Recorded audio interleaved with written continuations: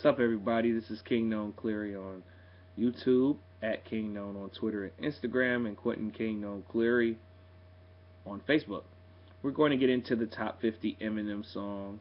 No introduction is needed. Number 50, Love Game, Eminem featuring Kendrick Lamar. This record, it seems like Eminem and Kendrick Lamar are lyrically sparring against each other, but at the same time, it seems like Kendrick is trying to establish himself amongst hip hop's elite, which he has gracefully. But on this particular record, they're basically talking about crazy women, which is a subject that I know all too well.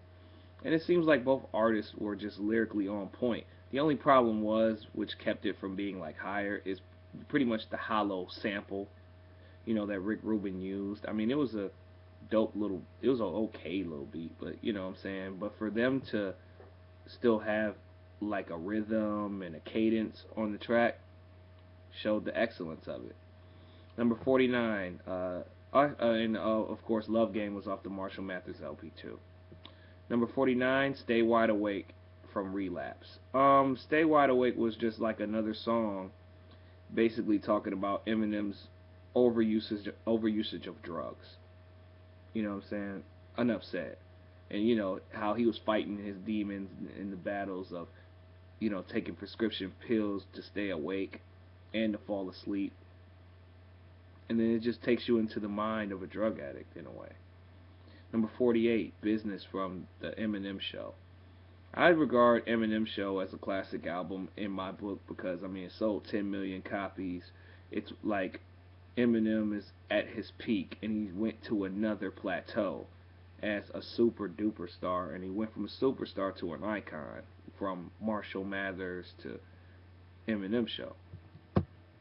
And I think Business is like, it's kind of corny, but at the same time, it was a dope song, dope Dr. Dre beat, pretty much a fun song.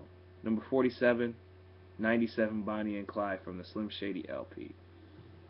When the Slim Shady LP dropped, you never heard an MC that was Caucasian that could just spit rhymes back and forth. But another aspect of Eminem that's not usually talked about is his storytelling ability, which should be at the forefront because of songs like Stan and Kim, etc. But 97 Bonnie and Clyde is just a preview of the mayhem that transitioned on to the Marshall Mathers LP when it comes down to killing his wife a whole bunch of times in front of his daughter. Number 46, Untitled from Recovery. Untitled is basically Eminem getting into the booth and just rapping over a Havoc instrumental. And this beat doesn't usually sound like Havoc. Havoc is as a producer that is more gutter and grimy and of the Mobb Deep days where Havoc and Prodigy were in a lyrical warfare with Tupac in a sense. This is a different kind of beat. Havoc, you could tell he tailor-made this beat for Marshall. And Marshall, with his newfound Midwestern tongue, just lyrically spews all over the track.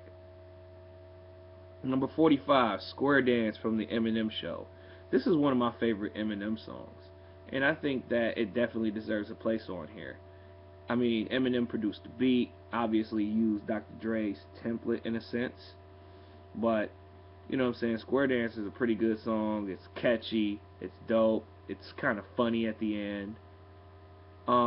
Number 44, Bitch Please 2 from the Marshall Mathers LP. The original Bitch Please was, Snoop Dogg and Exhibit, produced by Dr. Dre. Exhibit and Nate Dogg, my fault. And now, the sequel was just as good, and Eminem just added his nice little flavor to it, to something that was already dope. Exhibit was in his prime when this came out. Eminem was reaching the superstar goal. Dr. Dre and Snoop Dogg were reestablishing themselves into the game. Number 43, Encore from Encore, Eminem featuring Dr. Dre and 50 Cent. It was a hard choice between Crack a Bottle and this for this position, because I think I found this song a lot more catchier, doper. The beat was nice.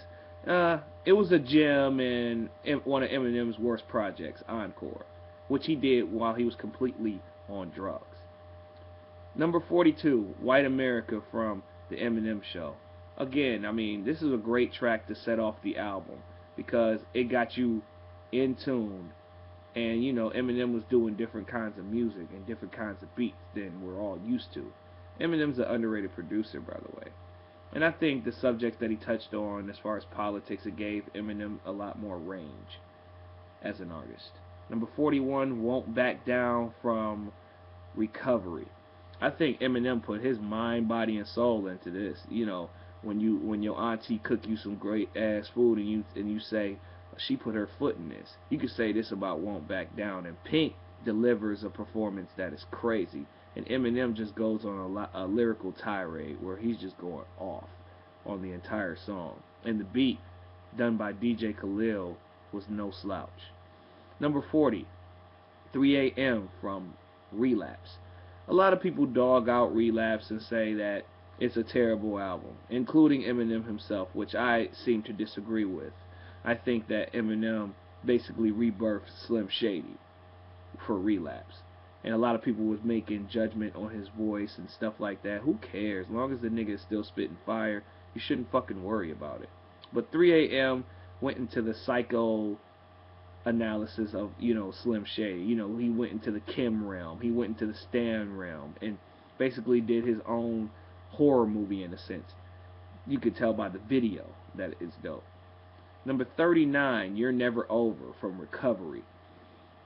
It is a fitting tribute to Proof, and it's pretty deep, and I get goosebumps every time I listen to the song because you could just tell that Eminem been trying to write this song for the longest, at least 2-3 years, because getting over somebody's death that was so close to you takes a long time to to make the strength to make a proper tribute. But I think he did just fine and good enough for Proof.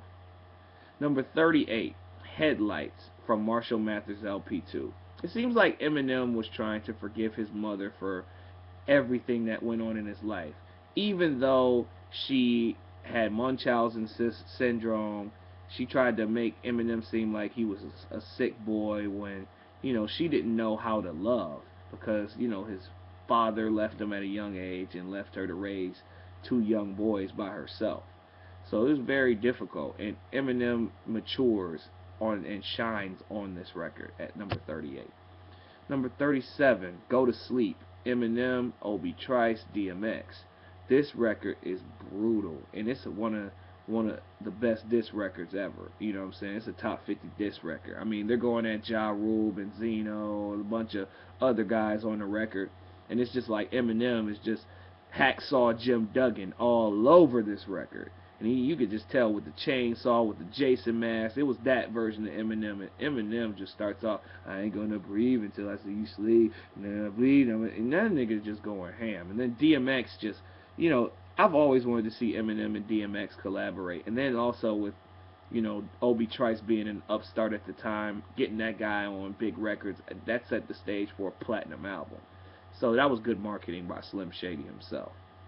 Number 36, Go to Sleep was on the Cradle to the Grave soundtrack, by the way, and Headlights was on the Marshall Mathers LP2. 36, Insane from Relapse. Now, child molestation is a touchy subject in America, and Eminem decides to add some comedy, some dark comedy, like he always does to all of his songs. He has like a dark comedic feel to it. Like, Insane, he's talking from the mind of a kid that's being molested by his stepfather. And it's kind of hilarious in a way, because it's hilarious in a way to a sense. It's not funny, but you can't help to laugh at it. I'ma feel you like my stepfather felt me. That line alone is just funny to me. I was born with a dick in my brain. Yeah, fucked in the head. My stepfather said that I sucked in the bed. Till one night he snuck up and said, we're going out back. I want my dick sucked in the shed. I'm just like, what the fuck is wrong with this nigga? This nigga is funny as hell. Like, Eminem could definitely be a comedian. Straight up.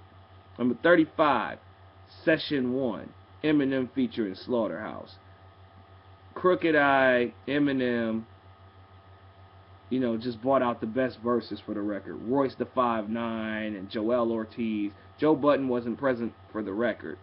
But I think that Session 1 definitely deserves to be one of Eminem's best songs, because Eminem's holding his own amongst the elite lyricists of today.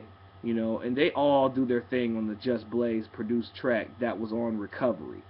And I'm just going to close down part 1 of this video, since YouTube already gave me a strike for some dumbass shit I said in previous videos. So I'm just going to do video 2 to this, part 2 to this. So peace.